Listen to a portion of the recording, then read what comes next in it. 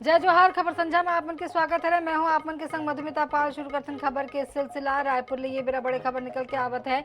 युवती के आँखी में मिर्ची पाउडर डाल के लूटपाट की कोशिश करेगी सब घटना के बाद युवक मौका ले हुई से फरार। पीड़िता पुलिस ले करी सब शिकायत। आरोपी बिल्ली ला खाना दे के बहाना घर में घुसे रही सब मौका पाके युवती ऊपर मिर्च डाली और चाकू ले करी सब हमला।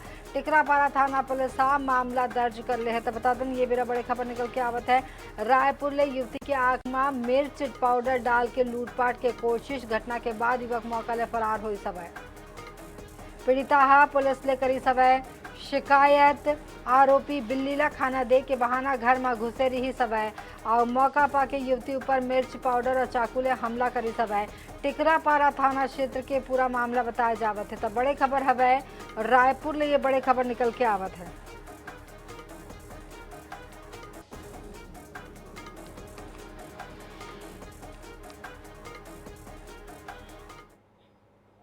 छत्तीसगढ़ विधानसभा में गूंजे जम्बूरी में भ्रष्टाचार के मुद्दा। मंत्री के जवाब ले असंतुष्ट विपक्ष वॉकआउट कर दी सब नेता प्रतिपक्ष रणदास महंत ये मुद्दा उठाई हवे। बता देना आप मतलब आत्मानंद स्कूल के दुर्दशा के मुद्दा यहाँ उठाएगी सब तो छत्तीसगढ़ विधानसभा में जम्बूरी में भ्रष्टाचार के मुद्दा उठी सब और आत्मानंद स्कूल के दुर्दशा के मुद्दा उठी सब मंत्री के जवाब ले असंतुष्ट विपक्ष वॉकआउट घलो करीन हवे।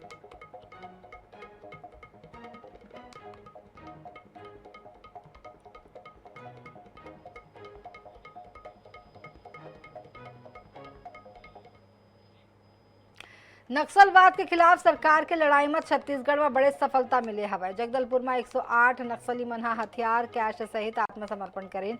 नक्सली अपन संग जंगल ले 1.64 करोड़ के 1 किलो सोना, 3 करोड़ 61 लाख रुपया कैश और 101 हथियार संग लेकर के उमन आइन हवे और आरो पुलिस ला उमन सौंपिन हवे। ता लेवी वसूली के बेरा नक्सली मन पैसा इकट्ठा करे दिन हवे।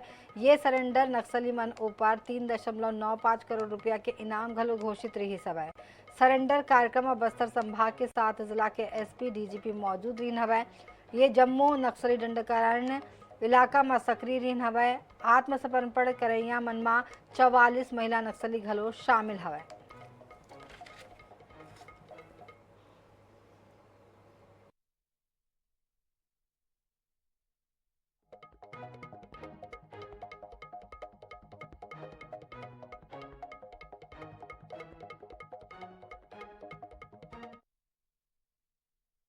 दंडकारण्य स्पेशल जोनल कमेटी के 108 माओवादी कैडर्स ने आज पुनर्वास किया है, जिसमें 44 महिला माओवादी कैडर शामिल है।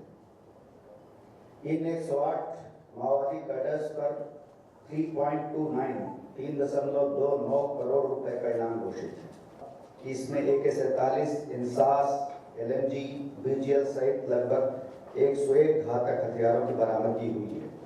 देश के नक्सल विरोधी इतिहास में पहली बार किसी एक ही डंप से 3.61 करोड़ कैश रिकवरी हुई है और 1 किलोग्राम सोने की रिकवरी हुई है। 108 जो नक्सली है उन्हें आज आत्मसमर्पण किया गया है। सरकार की जो पुनर्वास से पुनर्जीवन की जो योजना है उन्हें प्रभावित होकर ये सफलता माना जा रहा है। आप देख सकते हैं मेरे सामने में जो माओवादी कैडर यहाँ पर मौजूद है। आप देखिए सबके हाथों में जो है संविधान की कॉपियाँ रखा हुआ है और सभी लोग ने इस संविधान को अपने दिल से लगाकर यहाँ पर मौजूद है और यही समाज के लोग जो है उन्हें गुलाब के फूल देकर उन्हें स्वागत किया है। आज की जो इतनी बड़ी जो सरेंडर है, इस सरेंडर के सिर्फ नक्सल माओवादी सिलेंडर की उनकी जो डंपिंग जो हथियार है और जो रकम है वो भी यहाँ पर मौजूद है। करीबन 3 करोड़ से अधिक जो नगद रकम है उन्हें बरामद किया गया। कोई 1 किलो का जो सोना है वो भी बरामद किया गया ताकि देशी जो हथियार है AK-47 इंसास से BGL तमाम जो हथियार आपको नज़र आ रहा है। आज बहुत बड़ा दिन है और पुनः मार्गेम के तहत आज बड़ी संख्या में लोग अपने पुनर्वास की नीति का लाभ उठा रहे हैं। सर बिल्कुल, आज अच्छा छत्तीसगढ़ की मिट्टी के लिए, इनके नागरिकों के लिए, हमारे पुलिस बलों के लिए जो पुनर्वास कर रहे हैं उन सब के लिए अच्छा दिन है। हिंसा से शांति का रास्ता हमेशा अच्छा होता है, सभी के लिए अच्छा होता है। तो अगर उनके मनों में परिवर्तन हुआ है और ये ऐसा नहीं कि 108 जिन कार्डर्स ने सरेंडर किया है केवल उनके लिए है, ये सब हमारे शांति के दूत बनेंगे, अपने आसपास ये मैसेज फैलाएंगे कि हिंसा कितनी मीनिंगलेस है, कितनी बेकार है और किसी का फ़ायदा नहीं करता। सर, जितने नक्सली अभी तक बचा है उनके लिए क्या संदेश देंगे? बहुत स्पष्ट रास्ता उनके लिए क्लियर है, इसी तरह आकर के पुनर्वास का रास्ता अपनाएं और अन्यथा तो हम लोग पीछे हैं ही।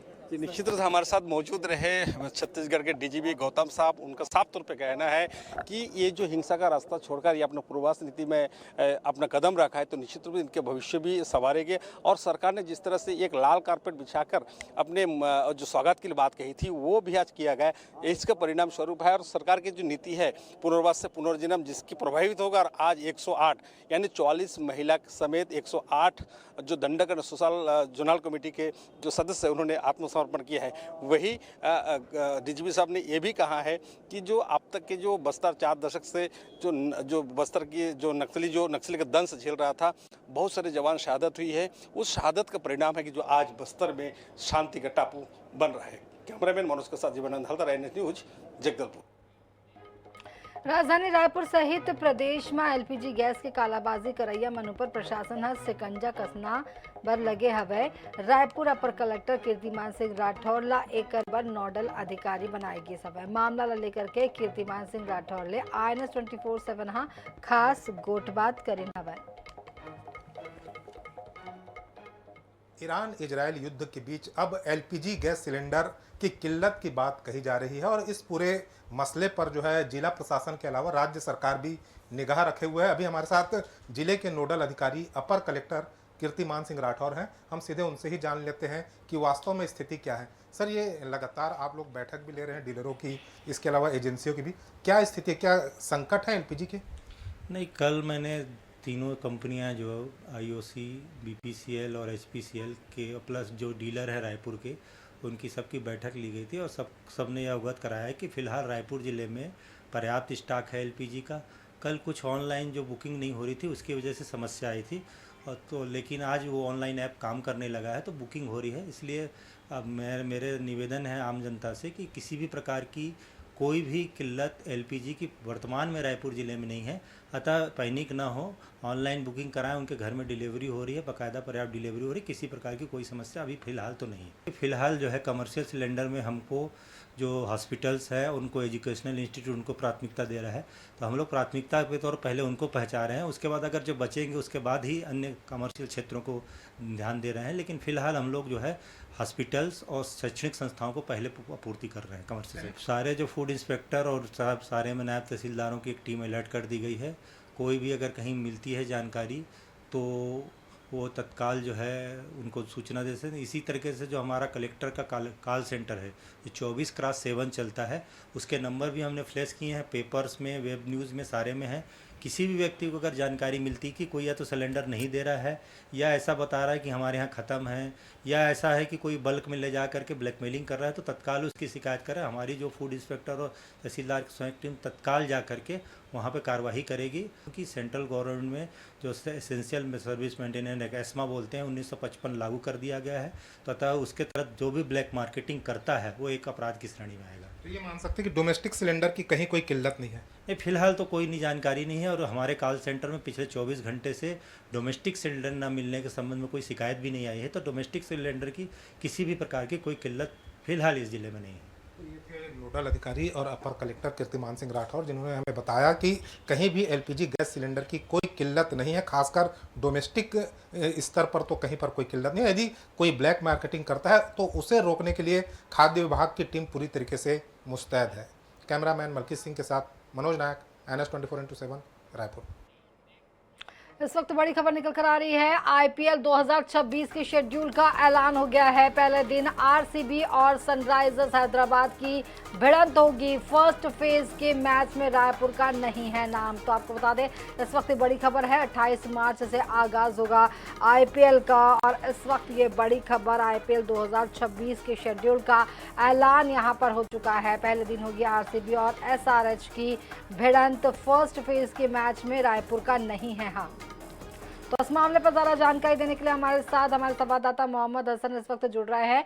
हसन, यहाँ पर आईपीएल 2026 के शेड्यूल का ऐलान हो गया है और इसमें रायपुर का नाम नहीं है। क्या कुछ जानकारी, ताज़ा अपडेट इस वक्त फर्स्ट मैच के मैच के लिए आपके पास है?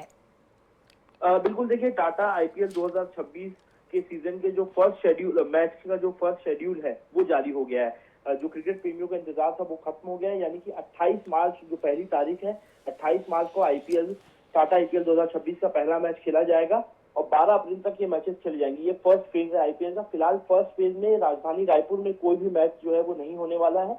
और अगर जानकारी दूं तो 28 मार्च को सबसे पहले रॉयल चैलेंजर्स बेंगलोर और हैदराबाद की टीम यानी कि सनराइजर्स हैदराबाद के बीच मुकाबला खेला जाएगा, जो कि बेंगलुरु में होगा। इसके बाद मुंबई इंडियंस और कोलकाता नाइट राइडर्स का मैच है, जो कि 29 मार्च को है, जो कि मुंबई में खेला जाएगा। इसके बाद फिर 30 तारीख को है राजस्थान और चेन्नई सुपर किंग्स का, जो कि गुवाहाटी में होगा।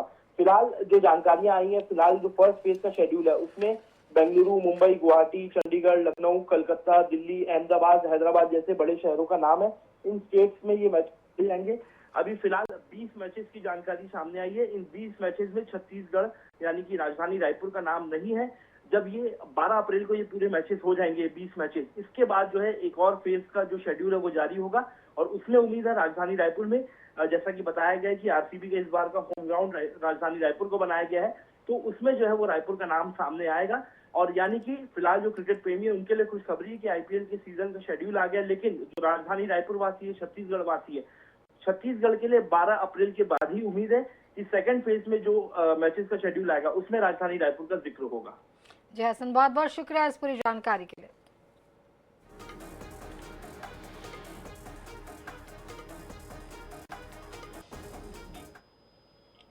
छत्तीसगढ़ में घरेलू एलपीजी गैस और डीजल पेट्रोल की उपलब्धता और आपूर्ति व्यवस्था के समीक्षा बैठक आज मंत्रालय महानदी भवन में महत्वपूर्ण बैठक आयोजित करेगी। समय खाद्य नागरिक आपूर्ति और उपभोक्ता संरक्षण विभाग के सचिव रीना बाबा साहेब कंगालेहा जम्मू ऑयल कंपनी के अधिकारी मन के संग बैठक कर राज्य में घरेलू एलपीजी गैस, डीजल पेट्रोल की उपलब्धता और आपूर्ति व्यवस्था के विस्तृत समीक्षा करीन हवै।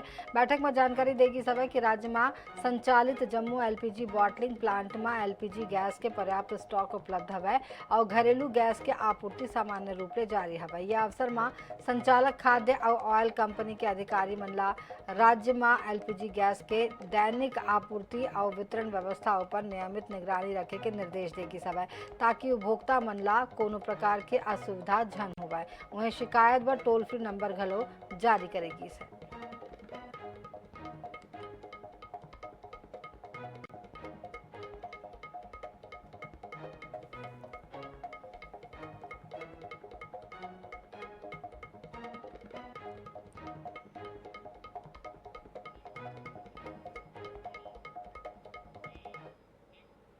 महासमुंद शहर में संचालित दोनों गैस एजेंसी में पाछू 5 बछर ले कमर्शियल एलपीजी सिलेंडर की आपूर्ति नहीं हुवत है।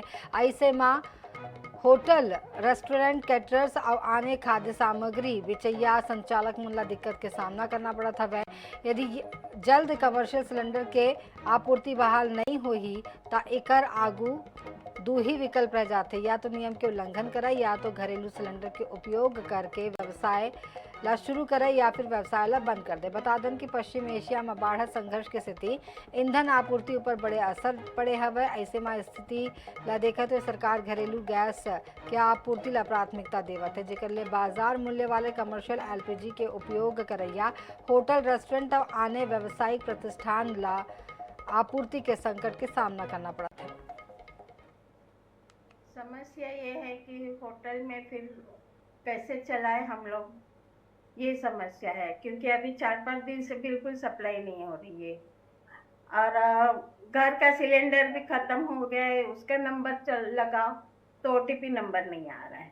पहले तो फ़ोन ही नहीं लगा था, बंद था फ़ोन, उसके बाद फ़ोन लगा पर ओटीपी नंबर नहीं आया। समस्या ये हो रही है कि 4-5 दिन से भी बहुत दिक्कत हो रही है, सिलेंडर नहीं मिल पा रहे हैं और रेट को देखा जाए तो रेट भी बहुत ज़्यादा है, तो हम लोग को बहुत दिक्कत हो रही है उसमें।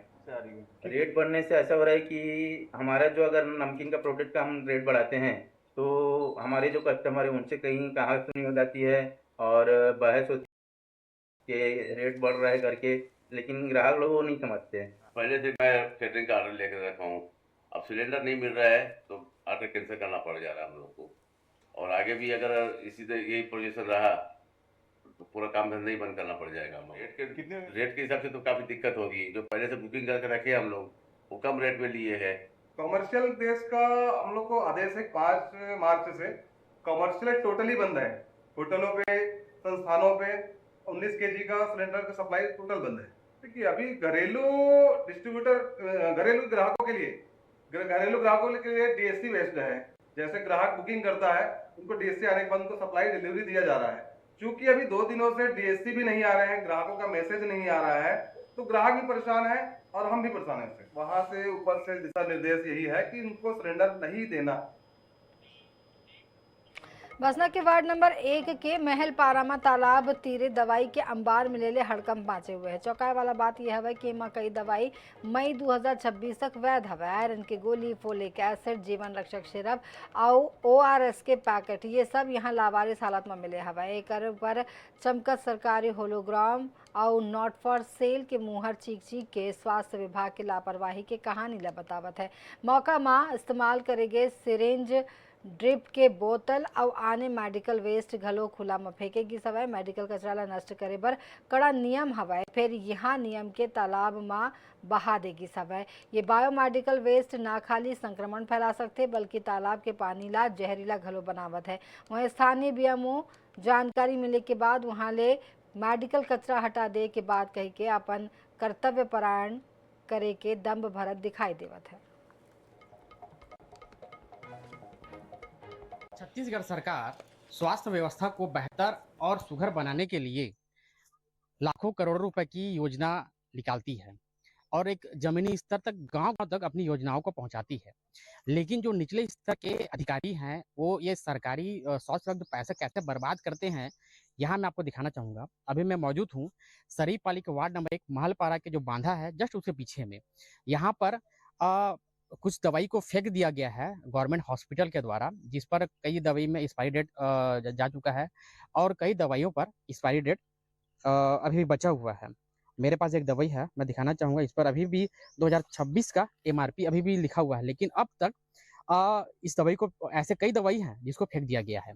यहाँ बांधा होने के कारण बच्चे, बुजुर्ग, महिलाएं इसी मार्ग से होते हुए गुजरते हैं और यहाँ पर गुजरते हुए भी कई बार उनका पैर में भी लगता हुआ है और कई बार यहाँ पर जो ऑपरेशन किए हुए हैं, छोटे मोटे ट्रीटमेंट किए हुए, उनका भी यहाँ पर जो सिरिंज है और जो चाकू है, जिस प्रकार के औजार यूज करते हैं वो भी यहाँ पर फेंका हुआ गया है। जैसे ही एक्सपायरी होता है उस दवाइयों को एक अलग जगह पर रख कर नष्टीकरण किया जाता है। लेकिन स्वास्थ्य विभाग इतना लाचार व्यवस्था है यहाँ पर कि नष्ट न कर एक ऐसे जगह पर, आवाजाही जगह पर फेंक दिया गया है जहाँ पे आने वाले समय में कभी भी बच्चे को, बुजुर्गों को, महिलाओं को और कई अन्य लोगों को यहाँ पे नुकसान पहुँचाया जा सकता है। अब देखना यह है कि ये खबर चलने के बाद क्या वास्तव में स्वास्थ्य विभाग जगती है और जो जिम्मेदार व्यक्ति हैं उनके ऊपर कार्रवाई करती है कि ऐसी लिपापोती अन्य मामलों के साथ ये भी लिपापोती की जा सकती है। INS 24/7 के लिए मनोहरन सोनवानी, सरायपाली। ये बुलेटिन में अभी आज का ही आप मन INS 24/7 संग मुलादो विदा। जय जोहार।